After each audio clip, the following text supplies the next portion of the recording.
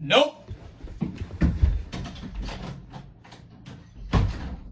What is up, everybody? RandomRandomMan here. I hope everyone out there is continuing to stay safe and be well during this unpredictable time, as I am here bringing you my review for Nope.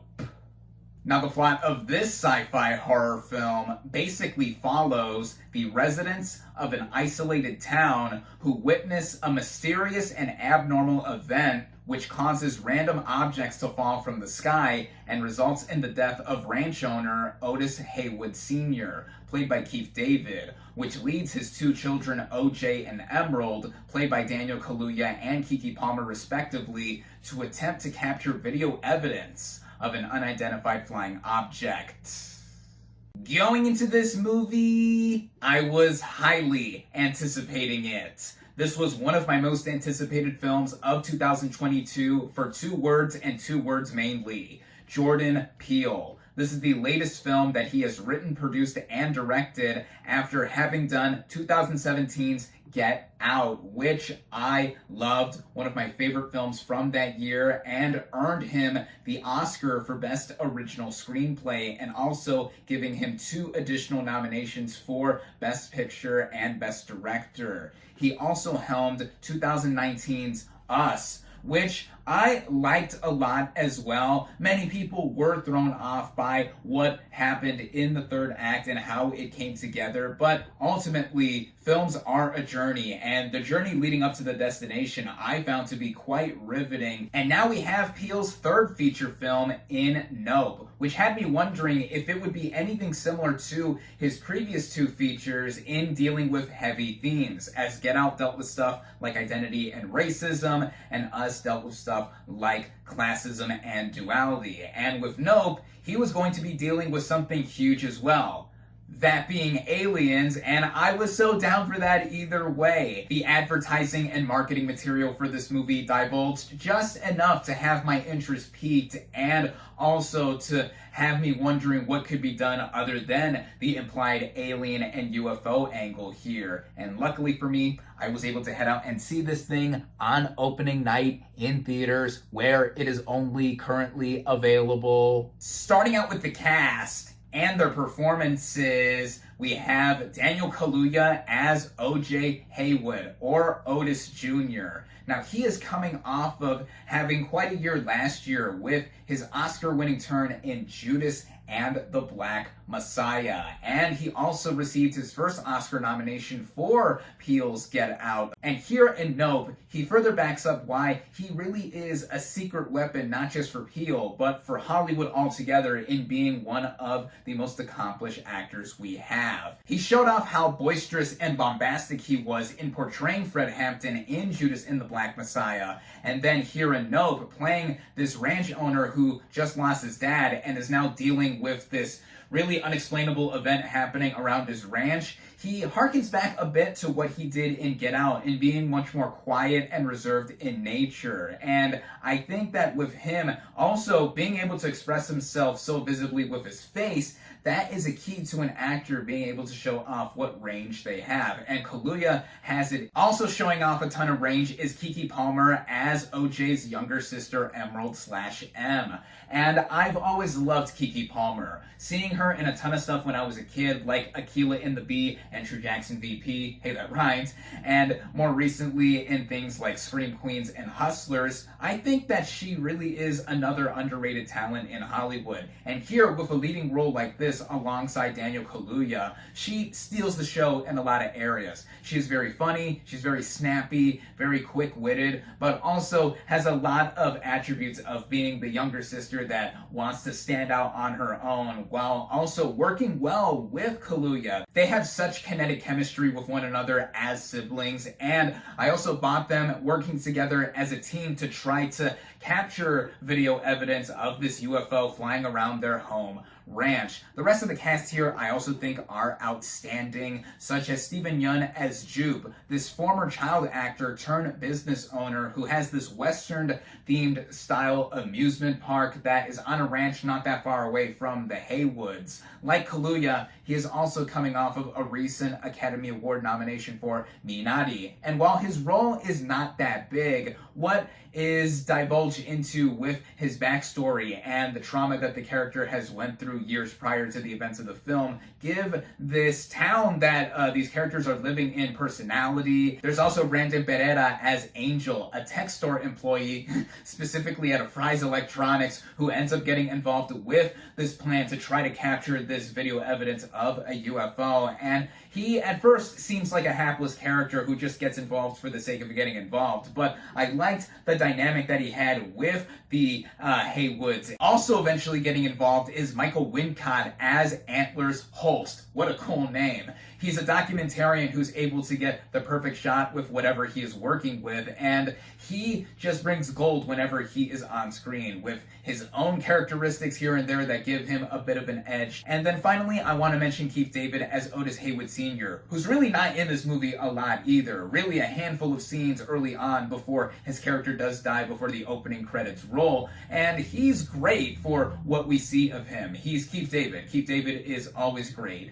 And really, overall, the cast here, I think, give such superb performances, but a particular note has to go to Daniel Kaluuya and Kiki Palmer. The writing of this film, and by extension the directing by Jordan Peele, brings out a lot of signature traits that he has shown us with his previous two features. Just in the way it is all set up, and eventually when the opening credits roll, yeah, you know you're watching a Jordan Peele movie when you see one. But now Peele has brought us his biggest budgeted and most ambitious film yet. And what he has done here is set it up with a lot of intrigue and little droplets of information that keep us guessing as it goes. Many people have already compared this movie to the likes of Steven Spielberg classics like Jaws and Close Encounters of the Third Kind. The former for how we don't see a lot of this mysterious flying object for the majority of the film, like the title villain being left in the dark, and the latter with how, yeah, the whole aliens angle is here and we don't get to see a lot of them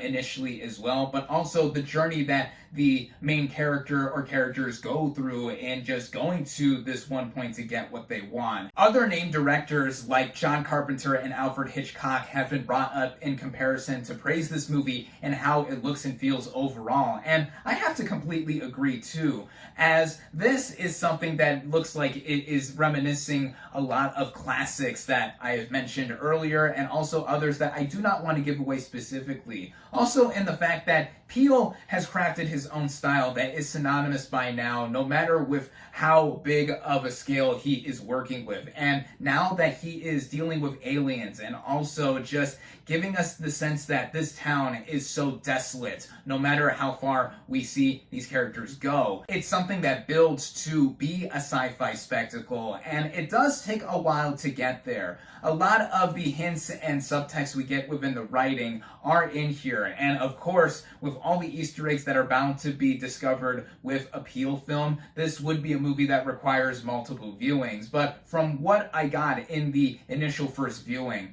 there's a lot here that is eventually called back to, and then also the assured hand that Peele has, of course, as a director. It's all there. It's laser focused with what he is trying to show on a basic front, and then even more when you want to analyze it. Also present, given Peele's background before becoming a feature filmmaker, is his knack for comedy. His comedic timing is on point, like with his previous films, and also just the way characters interact with dialogue in balancing the comedy and drama overall. Also, the splashes of horror that are in here. His previous two films were basically horror thrillers, and here it's kind of that, but given the scope of this movie, it's more like a sci-fi thriller with shades of horror here and there, and they're effective. There's one jump scare that did get me. It also has to do with the intricate sound design that is present here, like with Peele's past films. And while I'm on the topic of technical merits, there's a lot to praise here, like the cinematography first and foremost. It was done by Hoyt van Hoytema, who was also the cinematographer on Christopher Nolan's last three movies, which are are Interstellar,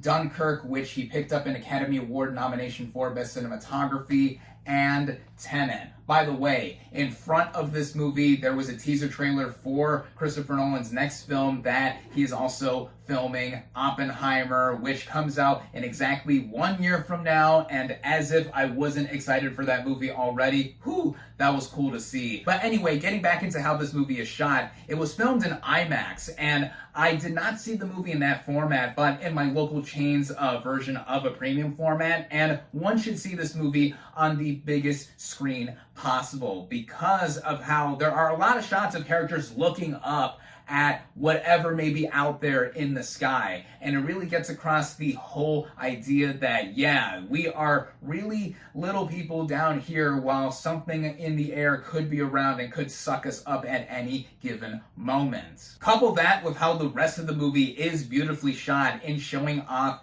this town of Agua Dulce, California. It really shows off what you can do with a modest budget like this movie has. It's in the mid-range of $68 million, and these kinds of movies really don't get made anymore because it's either really super indie films or really high-budgeted movies and hardly anything in between anymore. But with how resourceful Peele is and also effectively using VFX shots here and there, and just how this movie is held all together, it really does feel like something that is grand in scale. This goes in the way of the action, which ramps up in the third act specifically to be so engaging. The way it is cut together too, in just getting across moments that linger on for us to really get the impression of fear or just awe that we are witnessing, and even how it all plays out in the background with the original score composed by Michael Abels, who did the music for Peele's previous two films, and he comes back to deliver another chilling score that also feels more reminiscent of something that would be like those grand classic pictures that I mentioned earlier. Not saying that he is necessarily the next John Williams, but right now, in terms of having a modern day comparison to what he's able to do in the range that he has as a musical mind, that is something I think that is totally present here. It all ran together well at just about 2 hours and 10 minutes, and the pacing at first with this movie is deliberately slow. The first hour or so really does give us a sense of build-up that is going at a snail's pace, but I think effectively so because we get to know the characters a little bit and we see droplets of literal objects either falling out of the sky or just details of what could possibly be going on with this small town. It is that aura of mystery that I think ultimately makes this movie a satisfying sci-fi spectacle, and Peele is now 3 for 3 in terms of his feature films. I do prefer this movie over Us, and I'm not sure if I would say that this is better than Get Out.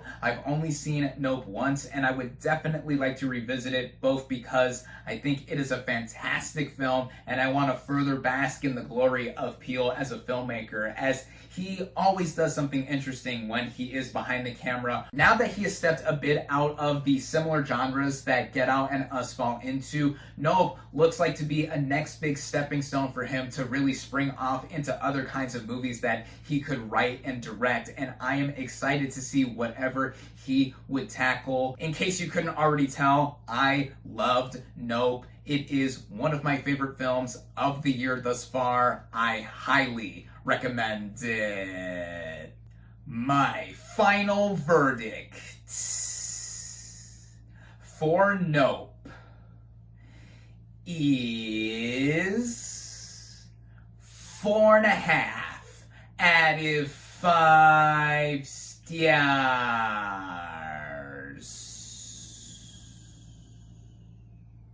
Thank you all, as always, for watching. Be sure to like this video, comment on what you thought of Nope. Social media links in the description. Subscribe to my channel for more, and I'll catch you on the next movie review.